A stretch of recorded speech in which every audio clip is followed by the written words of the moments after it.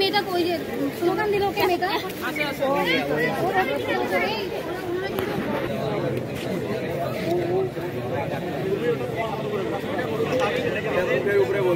ঢুকবে অফিসার তাকে সাইড দাও, কোনো রকম ইমেজ যেন নষ্ট না হয়।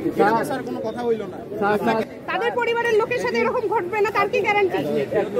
স্যার আরেকটা কথা সবাই শোনেন ভাই, যেদিন আম্মু মারা যাবে মানে যেদিন মারা যাবে তার আগে হয়তো ঢাকার আইসিইউ থেকে এদের সাথে কথা হয়েছে যে রোগী বাঁচবে না।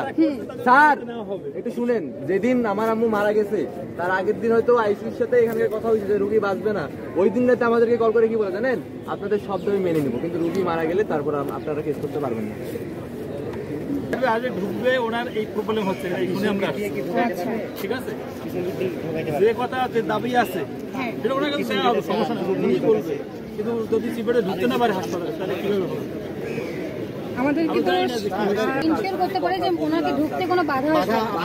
হ্যাঁ আমরা বাধা দেব না, এটা ইনশিওর করতে পারে। আচ্ছা অবশ্যই না, আমরা স্টুডেন্টরা শুনতে চাই, আমরা শুনতে চাই। আমরা সবাই এখানে এতক্ষণ ধরে দাঁড়ায় আছে, আমরা শুনতে চাই, আমরা শুনতে চাই। উনি রাজপথেই কথা বলবে আমাদের সাথে, ওনার কাজ শেষ করে উনি আমাদের সাথে রাজপথেই কথা। আমার কাছে মনে হয় উনি এই যে প্রোটোকল আমার মনে হয় না মানতেছে।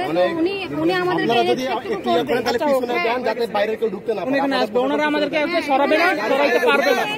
আমাদের দাবি অনেকে বাইরে থেকে ঢুকতে এটুকু গ্যারান্টি দিচ্ছি আমরা এটা পারবো না।